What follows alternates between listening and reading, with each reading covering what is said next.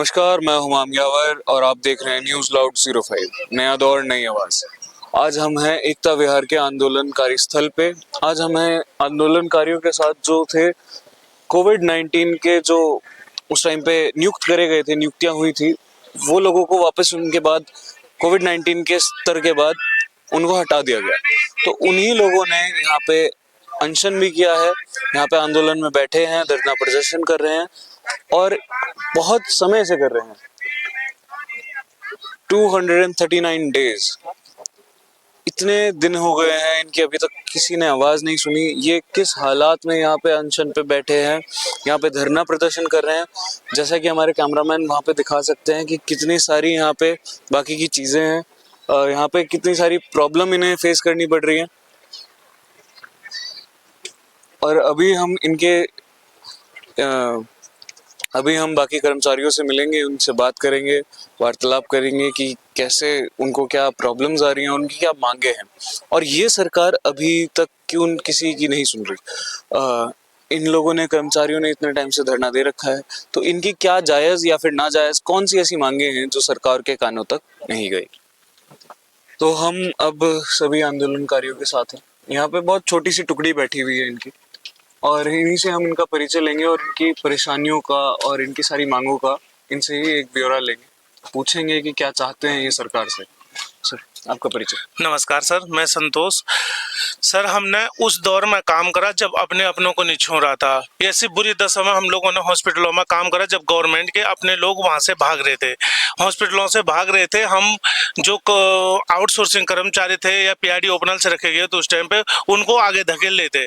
उस टाइम पे हमारी बहुत प्रशंसा भी कर रहे थे गवर्नमेंट, या स्वास्थ्य मंत्री हो गया, मुख्यमंत्री जी बोल रहे थे कि हमारे फ्रंट लाइन हेल्थ वर्कर है, फ्रंट लाइन हेल्थ वर्कर है, फूलों की वर्षा करी, बहुत सी चीजें करी सर, जिससे हमारा मनोबल बढ़ा। हमने अपनी जान, अपने परिवार वालों का जान ना देखते हुए उस आग में कूदे कि हमारा उत्तराखंड बचा रहेगा। हमारे मातृभूमि की रक्षा करने के लिए जनमानस होगी, निस्वार्थ भाव से सेवा करी हमने हॉस्पिटलों में।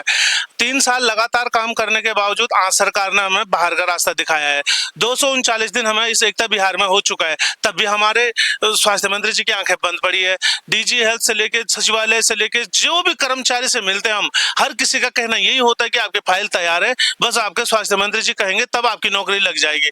तो हम एक नौकरी के लिए आए हैं सर, 8-9 हजार रुपए की नौकरी की मांग के लिए, जो एक जायज मांग है सर। 3 साल लगातार काम करने के बावजूद आज सरकार ने हमें ये परिणाम दे रखा है, ये फल मिला हमें उस आग में कूद के। उस मनुष्य की जो तांडव मचा था ना, मौत का तांडव मचा था, एक डेड बॉडी आती नहीं थी, उसमें 4 चढ़ के उनके ऊपर रखना पड़ता था मर्चुरी में वो डेड बॉडी, वो चीज भूल गई सरकार आज में। तो इतना बड़ा निष्पक्ष अपना राजधर्म में ऐसा डूब गए हैं मंत्री जी, उनके आंख खुल ही नहीं रहे।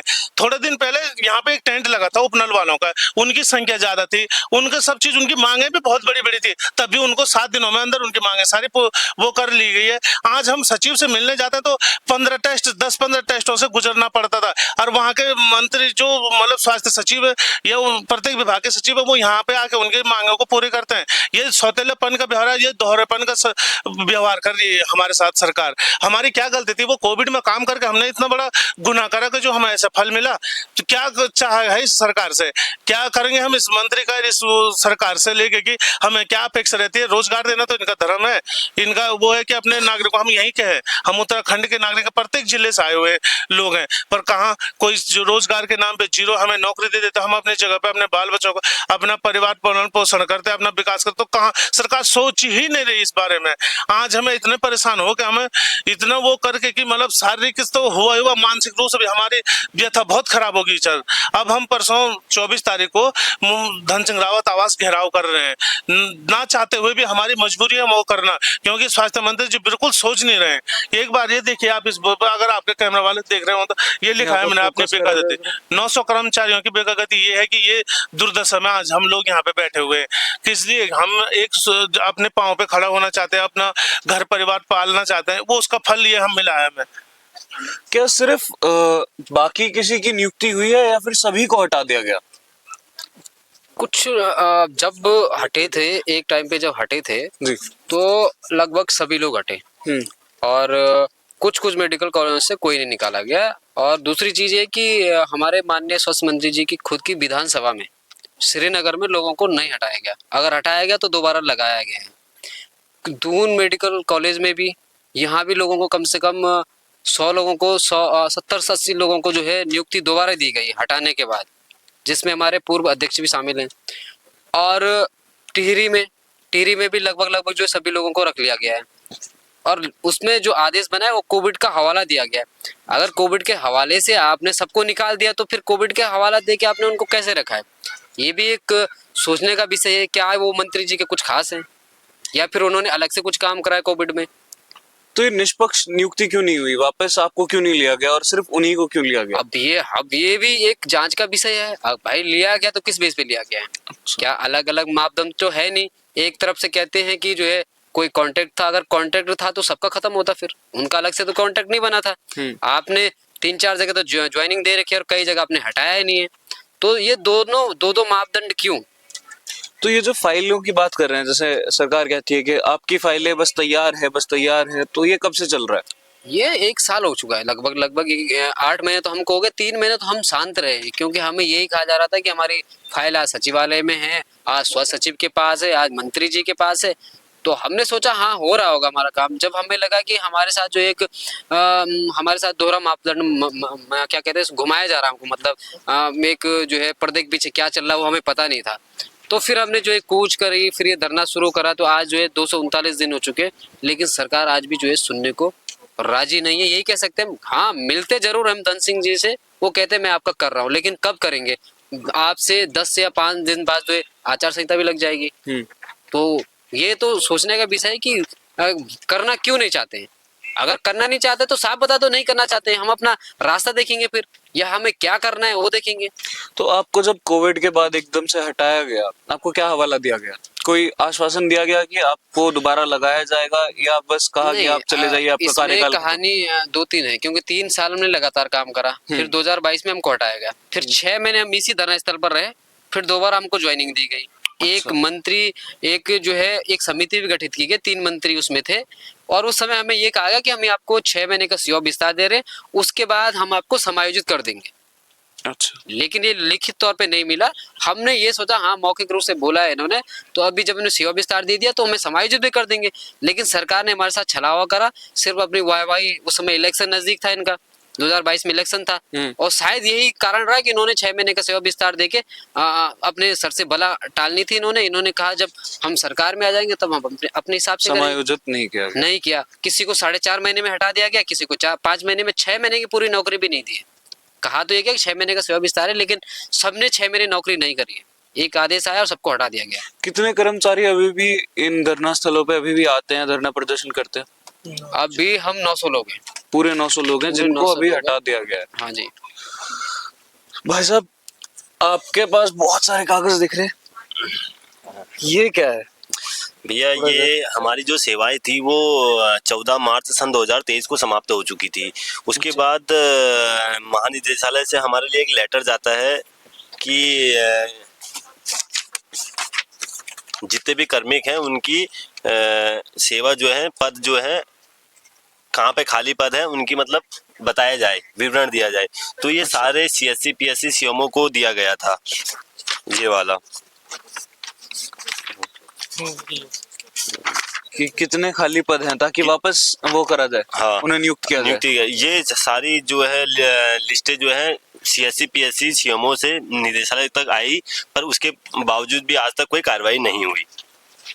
ठीक, कोविड-19 का हवाला देते हुए और उसके बाद चलो सबको निकाल दिया गया था। तो ये पक्षपात कैसा है कि देखिए कोविड-19 14 मार्च को तो सब लोगों को निकाल दिया गया था। 24 जुलाई सन 2023 को कोविड के नाम पे इन लोगों को नौकरी दी गई पौड़ी गढ़वाल में। इन लोगों को, तो इन लोगों के लिए कहाँ से बजट आए? इस विषय में हम वार्ता करने के लिए स्वास्थ्य सचिव जी के पास गए थे। उन्होंने कहा था ये मेरे संज्ञान में नहीं है, ये कैसे लगे हैं मुझे मालूम नहीं है, आप एक काम करिए, मुझे एक एप्लीकेशन लिख के दीजिए, मैं इनके ऊपर कार्रवाई करूंगा, इसमें सारे अधिकारी और कर्मचारी सारे नप जाएंगे। तो आप एक निष्पक्ष जांच चाहते हैं इसके मैटर के हमने खिलाफ? ये बातें स्वास्थ्य सचिव जी के सामने रखी थी कि इन लोगों के लिए बजट कहाँ से आ रहा है, कौन से मत से इनको बजट मिल रहा है। तो उनका स्पष्ट कहना था कि ये मेरे संज्ञान में नहीं है, आप इनमें कार्रवाई कीजिए, ITI लगाइए, मुझे लिखित में दीजिए।